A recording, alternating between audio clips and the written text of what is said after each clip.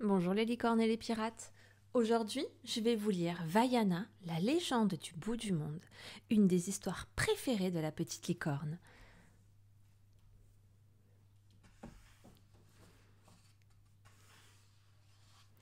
Il y a très longtemps, la terre était entièrement recouverte par l'océan. Puis une île magnifique, mère de toutes, émergea des eaux. Elle se nommait Tefiti et son cœur avait le pouvoir de créer la vie. Bientôt, d'autres îles apparurent, et les plantes, les animaux et les humains y vécurent en harmonie. Mais un jour, Maui, demi-dieu de la mer et du vent, vola le cœur de Tefiti. Aussitôt, Tefiti disparut, tandis que Teka, démon de la terre et du feu, chassa Maui du ciel, et quant au cœur, il se perdit dans l'océan. Depuis, l'ombre de Teka se répand partout. Mais un jour, quelqu'un retrouvera Maui, rendra son cœur à Tefiti, et nous sauvera tous, dit grand-mère Tala. Alors que les autres enfants semblaient effrayés par cette histoire, Vaiana, sa petite fille de 3 ans, l'applaudit joyeusement. Puis, elle sort de la maison et gambade vers le lagon. Sur la plage, elle protège une minuscule tortue de mer des oiseaux affamés. Ensuite, elle s'amuse à ramasser des coquillages. Et soudain, les vagues s'ouvrent devant elle pour lui offrir un joli coquillage, brillant, orné d'une spirale. Puis doucement l'enfant retourne sur la plage. « Vaiana, je t'ai cherché partout !» s'exclame son père, le chef Touy. La fillette, qui a fait tomber le coquillage sur le sable, ne veut pas rentrer. Seule Sina, sa maman, parvient à la calmer. Et tandis que tous trois s'éloignent, grand-mère Tala ramasse le coquillage et le cache dans son collier. 13 ans ont passé et Vaiana a appris tout ce qu'une fille de chef doit savoir. Un jour, son père l'entraîne vers le sommet de la plus haute montagne de Motunui. « Je sais que tu aimes la mer, mais tu es notre avenir, Vaiana, lui dit-il. Et cet avenir, il est sur cette île, car elle nous donne tout ce dont nous avons besoin pour être heureux. » Vaiana est décidée à devenir un bon chef, mais les choses se compliquent brusquement lors du premier conseil de village qu'elle dirige. Il n'y a plus de poissons dans les baies, se plaignent les pêcheurs. « Mais allons les pêcher au-delà des récifs, suggère Vaiana. »« Mais hors de question, c'est trop dangereux !» s'écrie Touy furieux. Vexée, Vaiana s'enfuit vers la plage et saute dans une barque de pêcheurs. En quelques minutes, les vagues la font chavirer. Il ne lui reste plus qu'à nager vers le rivage avec poids son cochon apprivoisé. « Je ne t'ai pas raconté tous les secrets de notre peuple. Viens avec moi, la console grand-mère Tala. »« Comment crois-tu que nous sommes arrivés sur cette île ? Va battre le tambour et tu le sauras, ajoute la vieille dame en dévoilant l'entrée d'une grotte oubliée. Vaiana y pénètre et découvre de magnifiques navires de toutes les tailles. Qui les a cachés là ? Et pourquoi ? Obéissant à sa grand-mère, la jeune fille bondit sur le plus grand d'entre eux pour battre le tambour.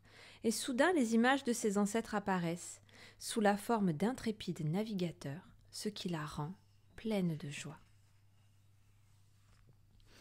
« Nous étions des explorateurs, s'écrie-t-elle en rejoignant la plage. « Oui, mais quand Teka est né, nos chefs ont décidé de ne plus voyager, explique grand-mère Tala.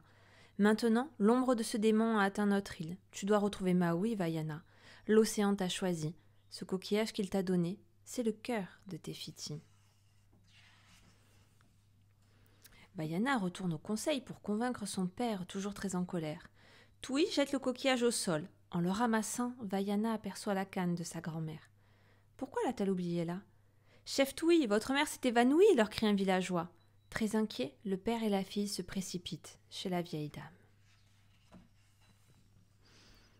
Pâle et affaiblie, grand-mère Tala appelle Vaiana à son chevet. « Ne t'inquiète pas pour moi, ma chérie, lui murmure-t-elle.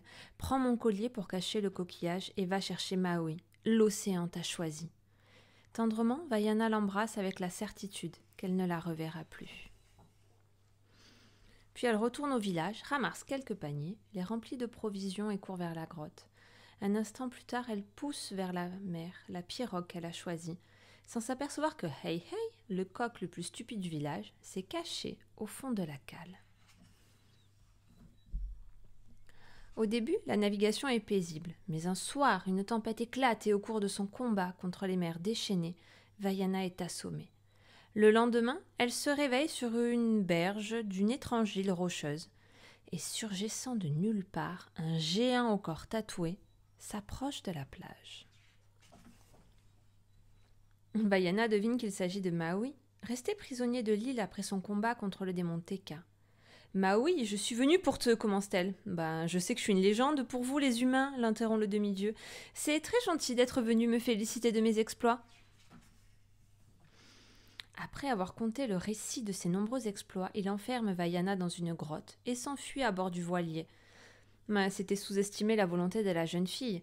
Avec fougue, elle s'échappe et plonge à la poursuite du prétentieux demi-dieu. En voyant la mer déposer Vaiana sur le navire, Maui comprend qu'il ne pourra pas se débarrasser d'elle. Désormais, il est obligé de l'écouter.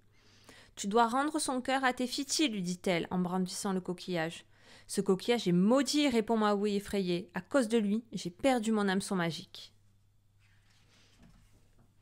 Soudain, le voilier est attaqué par les Kakamora, de vilains petits pirates dont les armures sont faites de noix de coco. Hey, qui vient d'avaler le cœur de Te-Fiti, est enlevé sous les yeux de Vaiana. « Fuyons d'ici, crie Maui. »« Mais pas question, répond la jeune fille. En un clin d'œil, elle saute sur le navire pirate, poursuit le voleur et sauve le petit coq qui recrache le coquillage dans sa main dès leur retour sur le voilier. Maui rame de toutes ses forces et parvient à les sauver, mais il ne veut toujours pas rejoindre Te-Fiti. Agacé, l'océan lui projette un dard empoisonné de Kakamora qui le paralyse. « Bon, d'accord, allons sauver le monde, accepte-t-il enfin. Mais je dois d'abord retrouver mon hameçon magique. Sans lui, je ne pourrai pas me transformer en faucon pour affronter Tekka. » Vaiana accepte et il lui apprend dès lors à naviguer en suivant les étoiles, les vents et les courants. Quelques jours plus tard, ils aperçoivent l'île où se trouve l'entrée de l'Alotai, le domaine des monstres. C'est là que vit Tamatoa, le crabe géant, qui a jadis volé l'hameçon magique de Maui. D'abord, il faut atteindre le sommet de la montagne.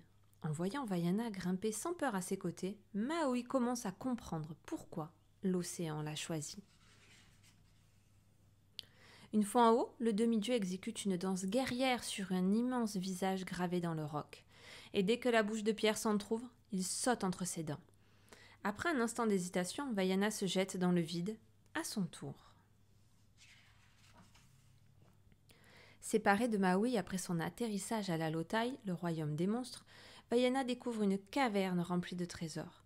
À l'intérieur d'un coquillage géant, l'hameçon magique du demi-dieu se met à briller. Mais alors que Vaiana tente de l'emporter, le sol se soulève et elle comprend qu'elle marche sur la carapace de Tamatoa. « Tu veux me voler mes trésors ?» ricane le monstre. « Pour la peine, je vais te manger. » Et bondissant à son secours, Maui saisit son hameçon, bien décidé à se changer en faucon pour affronter le crabe. Malheureusement, il ne parvient qu'à prendre la forme d'un petit poisson. Malgré cet échec, Vaiana parvient à détourner l'attention de Tamatoa, juste le temps qu'il faut pour filer à toute vitesse. Et quelques minutes plus tard, un puissant geyser remonte les 2 fuyards à la surface de l'océan. « J'ai retrouvé mon hameçon, mais je ne peux plus me transformer en animal », se plaint Maui. « Pendant que nous naviguerons, tu t'entraîneras », l'encourage Vaiana. Et patiemment, Maui réapprend à se transformer. Les débuts sont difficiles, mais au bout de quelques jours, le héros maîtrise de nouveau la magie de l'hameçon. Il est grand temps, noirs et fumants, les récifs entourant Te-Fiti apparaissent à l'horizon. Au moment où Vaiana s'apprête à les franchir, Tekka jaillit des eaux. Comment vaincre un tel monstre ? Malgré le courage de Maui, l'attaque est un échec. D'un coup puissant, Tekka fait tomber le héros dans les flots. À toute vitesse, Vaiana vogue vers lui pour le récupérer, puis le petit bateau fait demi-tour après avoir failli être coulé, lui aussi, par le démon furieux. « Mon hameçon est fêlé, encore un coup et il se brisera, gronde Maui, furieux. « Mais nous devons rendre son cœur à Te-Fiti, proteste Vaiana. Sans mon hameçon, je ne suis rien et je n'y retournerai pas. Au revoir, Vaiana. » Désespérée, la jeune fille voit Maui s'envoler et disparaître au loin. Que faire ? Alors qu'elle songe à rentrer, une raie lumineuse attire son regard et soudain, le fantôme de grand-mère Tala se matérialise sur le voilier. « Bats le tambour et souviens-toi de qui tu es » lui conseille-t-elle avec tendresse. Vaiana obéit et presque aussitôt, les formes lumineuses de ses ancêtres apparaissent, lui redonnant courage. Dès l'aube, elle repart à l'assaut des récifs et parvient à les franchir. Hélas, alors qu'elle s'apprête enfin à poser pied sur l'île de Te Fiti, Hei Hei tombe à l'eau, l'obligeant ainsi à faire demi-tour. Teka en profite pour la bombarder de lave. Heureusement, Maui intervient. « J'ai changé d'avis, choisi par l'océan. Va vite sauver le monde », lui lance-t-il en la protégeant avant de foncer au combat.